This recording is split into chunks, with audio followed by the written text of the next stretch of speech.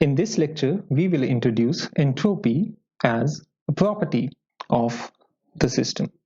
In the previous lecture, we have seen that for a Carnot cycle, such as this, which takes in heat Q1 during an isothermal process at temperature T1 and rejects heat Q2 during an isothermal process with temperature constant at T2, we've seen that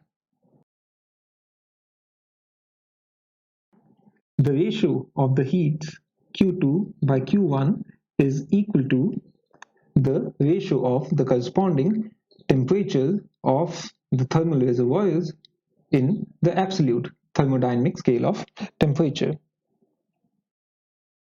So now what we do is that we'll use this relation but apply this to another Carnot cycle which is infinitesimally narrow but operates within the same temperature difference.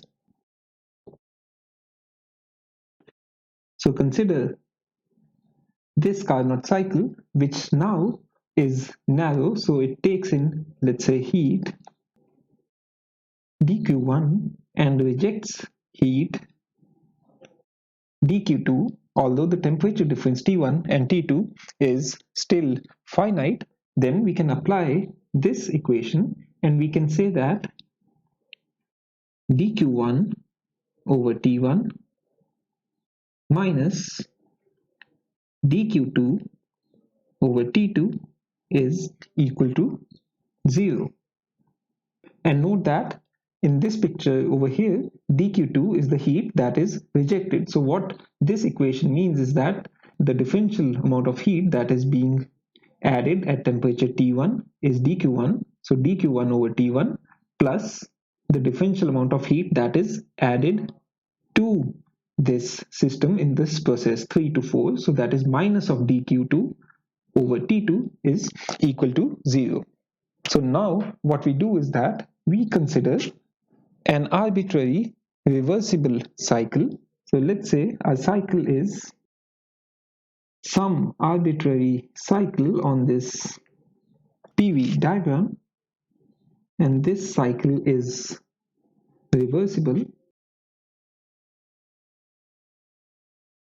and that is why we have denoted it in this continuous closed path on the PV diagram. So if we have this reversible cycle, let's replace this cycle with infinitely many narrow Carnot cycles. So that means if we have a Carnot cycle such as this, so we can replace this continuous cycle in this yellow color with many narrow Carnot cycles such as this. Then we have another Carnot cycle. We have, let's say, another Carnot cycle, and these Carnot cycles are infinitely narrow. So what we are doing essentially is that we are approximating this continuous curve using this sawteeth. But if we have infinite of such narrow Carnot cycles which approximate this continuous cycle, that is this arbitrary reversible cycle, then we can very closely approach this continuous yellow colored curve using this sawteeth. So if we do any sort of integration over this closed path, the integration over this sawteeth would be equal to the integral over this actual cycle, that is this reversible cycle shown in the yellow color. Now, for every Carnot cycle, that is this infinitesimally narrow Carnot cycle, which takes in heat dq1 and rejects heat dq2, we have this particular relation. Again, note that this dq2 is in our notation the heat that is being rejected by this cycle. So the heat that is added is minus dq2 during this particular process. So now if we apply this equation to one cycle such as this particular narrow Carnot cycle, we have dq1 over t1 minus dq2 over t2 is equal to 0. And the similar equation applies to all these infinitely narrow Carnot cycles. So what we can do is we can sum up all these equations, and what we'll get is, because we have infinitely many of these Carnot cycles, we'll replace the summation with this integral over the whole cycle, which is in this yellow color, because for example dq1 is the heat that is added during this process and minus dq2 is the heat added during this process. So essentially what we have is sum of dq by t, where in this notation dq is the heat that is added to the system. Now if we sum up all such equations for the infinitesimally narrow Carnot cycles that make up this arbitrary reversible cycle, then we'll arrive at this integral of dq by t, and this is equal to 0. And to stress that dq is added during this reversible cycle, we'll explicitly mention that this process is reversible. So we'll write dq rev over t. So for any arbitrary reversible cycle, this equation should hold. Now note that what we have over here is integral of some differential is equal to 0. What does that mean? When is it possible? This is possible only if this quantity that we are integrating is an exact differential. Therefore, we can say that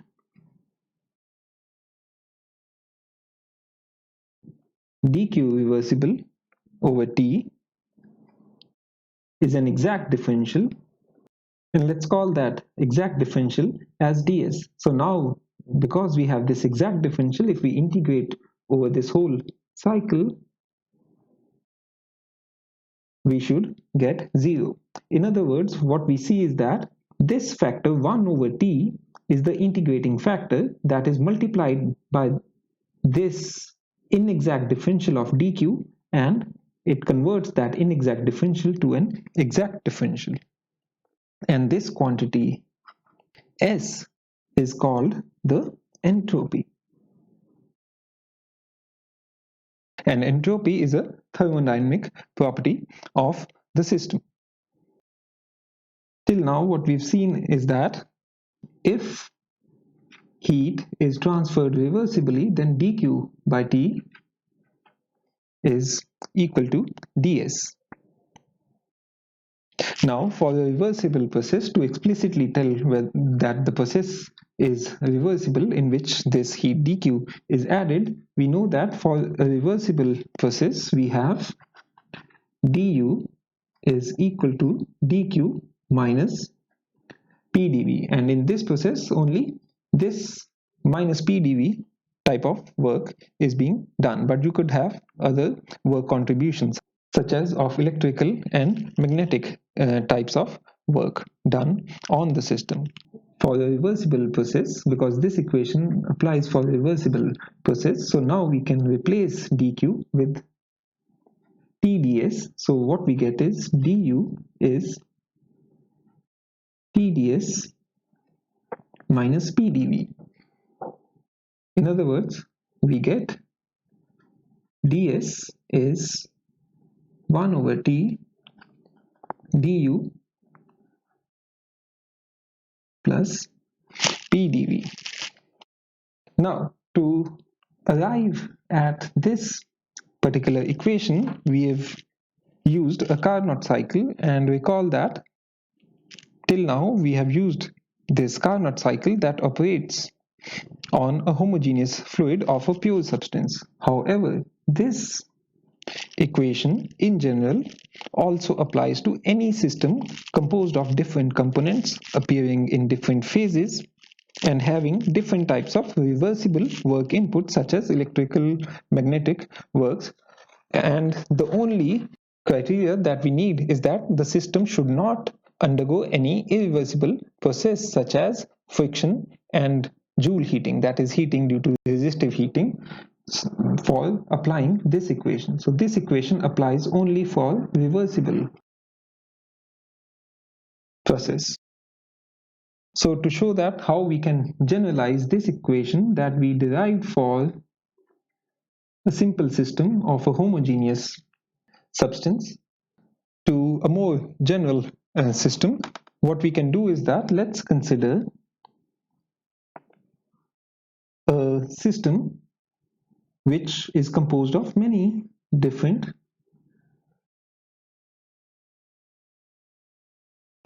subsystems, and we'll consider these subsystems that contain a homogeneous substance, but it could be of different components, and it could be let's say in different phases as well. Then what we have is that, let's say for this ith subsystem, we can write dSi is equal to dQi over T, because each of this subsystem contains a homogeneous substance. And here Ti denotes the absolute thermodynamic temperature of the ith subsystem, and dQi denotes the heat added to it reversibly. And this heat could be added either externally or from some other subsystem contained within this overall system. So this heat dQi could be heat that is added externally or internally through some other part of the overall system. Now what we do is we can sum up the contributions of individual subparts of the system, and what we get is, so if we perform this summation over all subsystems of this overall system, then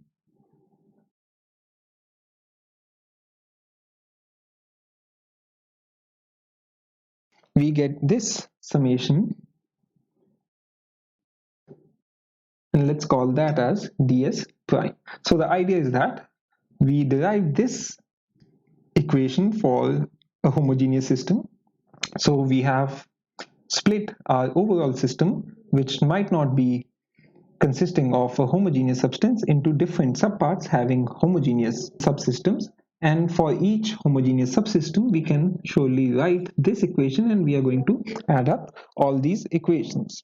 Now, in this summation over here, the heats transferred between the individual subparts of the system need not be included, because what we are considering over here is heat added reversibly.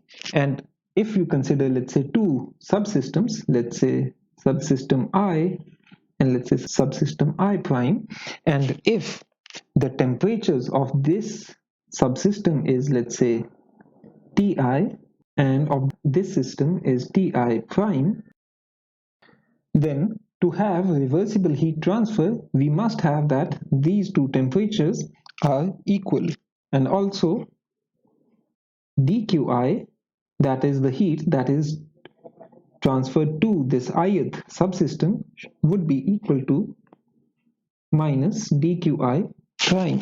So if you have such kind of terms with constant temperatures within this summation, these terms are going to cancel out.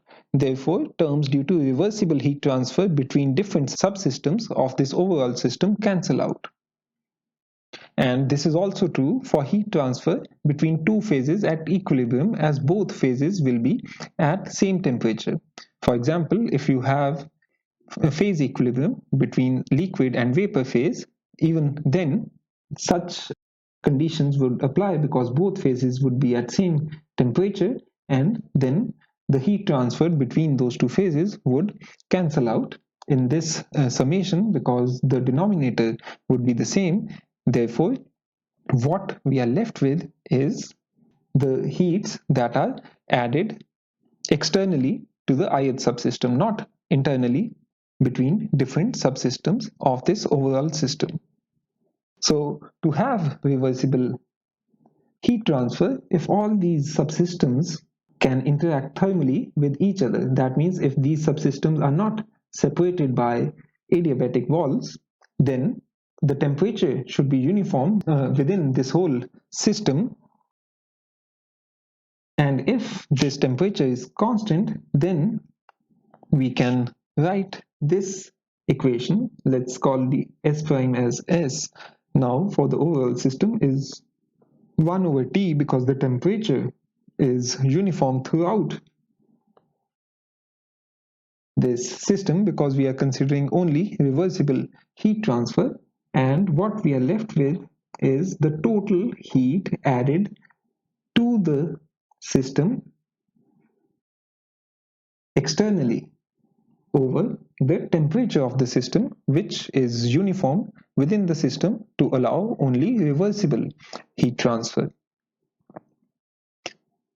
So what we've seen is that starting from this equation, we can say that we can still apply this equation even if our system is not consisting of a homogeneous fluid of a pure substance.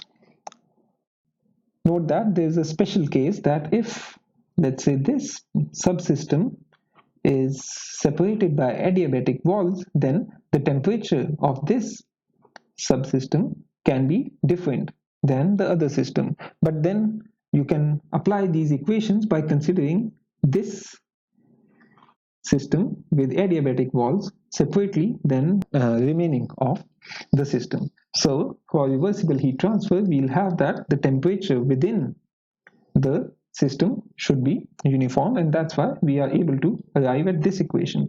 And again, I would like to stress that this dq is the heat that is being added externally in a reversible manner.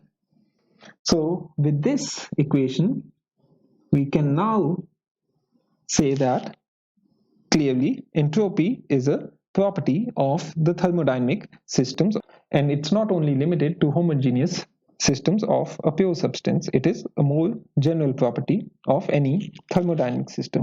So what we have done, therefore, is that we've given the so-called proof of the first part of the second law that we have stated in one of the previous lectures. That is,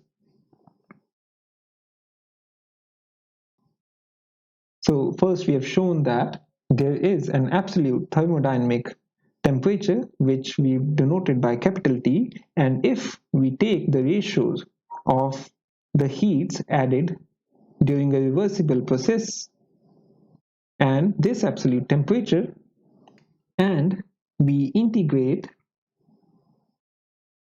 over a series of equilibrium states, that is, we integrate over a path, let's say from state 1 to state 2, so we get S2 minus S1, and that is given by this dq over T, and we'll explicitly mention that this heat is being added to the system in a reversible manner. So if we can choose, let's say, state 1 as a reference state, then entropy in state 2 is known in terms of entropy at the reference state plus this particular integral. And that was essentially the first part of the second law that we had stated in a previous lecture. Now, because S is a property of the substance, the difference S2 minus S1, like any other thermodynamic property, does not depend upon the path taken by the system to go from state 1 to state 2. For example, if you consider two equilibrium states 1 and 2 on this PV diagram, there are various ways a system can go from state 1 to state 2. This could be, let's say, through this reversible process. It could be through a different reversible process. and it may be through some irreversible process as well. But the difference between the entropy at state 2 and state 1 would be the same. And our only requirement is that when we perform this integration, we should integrate over a reversible path only. So even if the system evolves from state 1 to state 2 through an irreversible process, one can choose some other reversible path by which we can hypothetically take the system from state 1 to state 2 to calculate S2 minus S1. This is because entropy, being a property, is a point function, and therefore it is independent of the path that is taken by the system to attain a particular state. So the simplest example of calculation of the change in entropy of a system is that for a reversible adiabatic expansion of a gas, such as in one of the process, let's say going state 2 to 3 in a Carnot cycle. Now, because the process is adiabatic and reversible, we have dq is equal to 0. Therefore, the change in entropy during such a process, such as in this Carnot cycle, where the system goes from this state 2 to state 3 in a reversible adiabatic manner, we have dq over T, and dq is equal to 0, so the change in entropy is 0. That means the entropy remains constant during a reversible adiabatic transformation of a system. For this reason, a reversible adiabatic process is also called an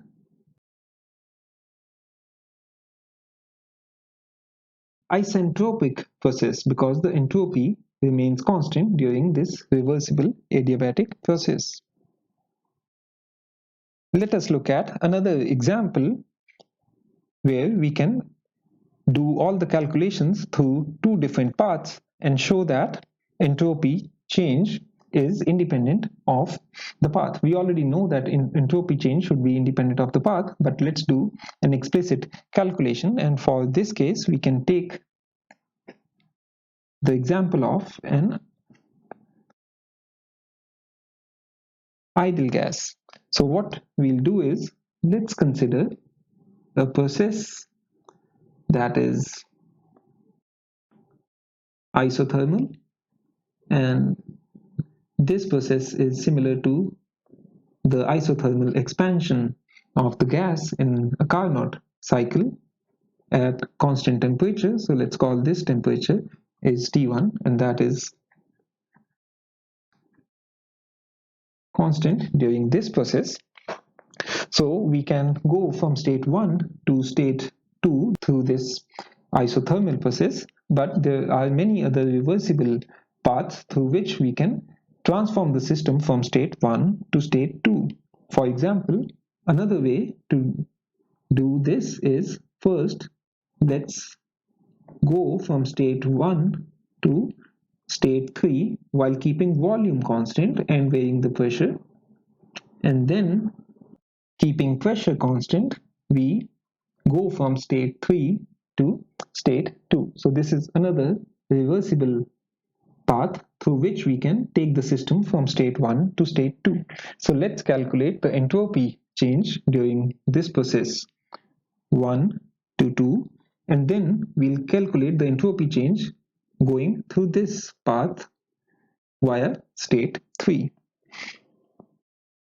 And let's look at a unit mass of the gas. So we'll look at the specific entropy, that is entropy per unit mass. So entropy change, or the change in the specific entropy, would be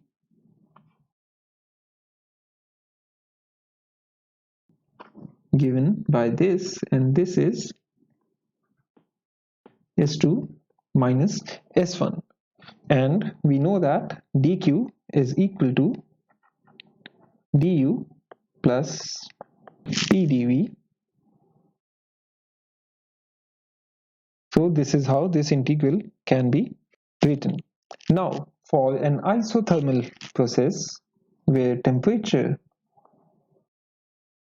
is constant, we know that for an ideal gas, the internal energy is a function of temperature only. Therefore, du will be equal to 0 for this process 1 to 2, that is an isothermal process.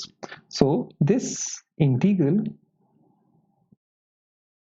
simplifies to p over t dv, and we are working with an ideal gas for which the thermal equation of state is PV equals to RT. So we can substitute the value of pressure. So we get R, and temperature will cancel out, and we have V in the denominator.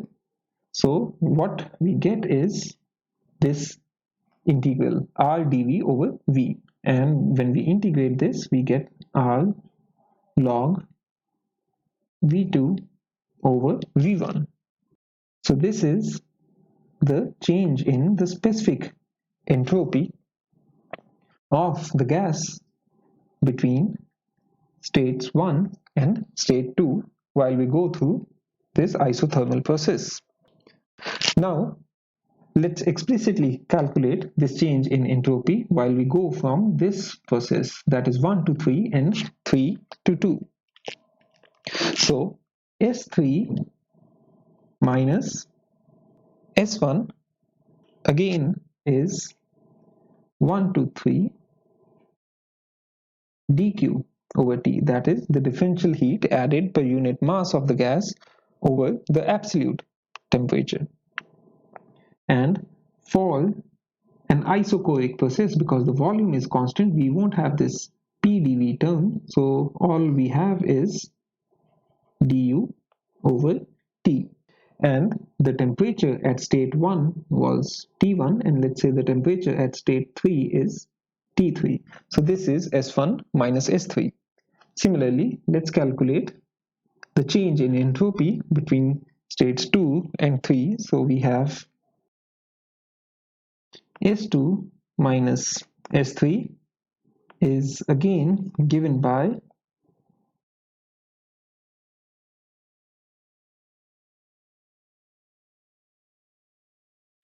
this integral. Now in this case, the pressure is constant. So we have this integral is from state 3 to state 2. So this integral du over T would be from temperature T3 to temperature T2, and at state 2 the temperature is equal to that at state 1, so we have T1 over here. And here we have another integral, that is P dV over T, and just like this, if we evaluate this integral, we would get R log V2 by V3. And note that the specific volume at state 3 is that of state 1, so let's call this as V2 by V1. So S2 minus S3 is this term plus this R log V2 by V1. Now we can calculate the entropy change in this whole process from state 1 to state 2. So that would be sum of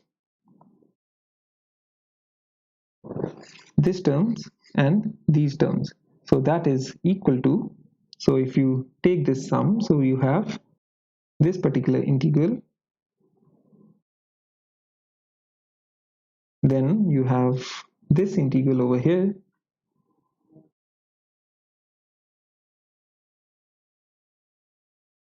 plus. So clearly this integral is t1 to t3 and we have t3 to t1. So these will cancel out and what we are left with is r log v2 by v1, and this is s2 minus s1 that we have evaluated by choosing this reversible path where the system evolved from state 1 to 3 and 3 to 2. But we see that this is the same expression as this that we evaluated for an isothermal process, and that's because entropy is a state property and therefore the change in entropy does not depend upon the path that we have taken. Only thing to keep in mind while calculating the change in entropy is that we need to choose a reversible path to calculate the entropy change using such an integral. Therefore, the value of entropy depends upon the final equilibrium state, irrespective of how we have attained that state. It could be through a reversible or an irreversible process, and the value of the entropy at a particular state is determined up to an additive constant. For example, entropy of the gas at state 2 is known up to a constant S1, and we can choose one of these states as the reference states. Finally, what we can do is we can consider an isolated system that undergoes a reversible process. And note that isolated system is one which does not have any energy interaction with the surroundings, that is in form of work and heat transfer. Then for such a system we have dq is equal to 0, because in our discussion in this lecture dq is the heat that is added externally to the system and there's no heat addition to this isolated system from the surroundings. Therefore, for an isolated system undergoing a reversible process, the entropy of the system would not change because delta S would be dq over t, and this would be 0 if dq is equal to 0. And this is true only if we have an isolated system that is undergoing a reversible process. However, if an isolated system undergoes an irreversible process, then the entropy of the system is not going to be equal. It's going to change. And to understand this, we need to consider the second part of the second law. And if you recall, the second part of the second law, that is, during an irreversible process, the entropy of an isolated system increases. And for this, we need to look at the second part of the second law, which we are going to discuss in the next lecture.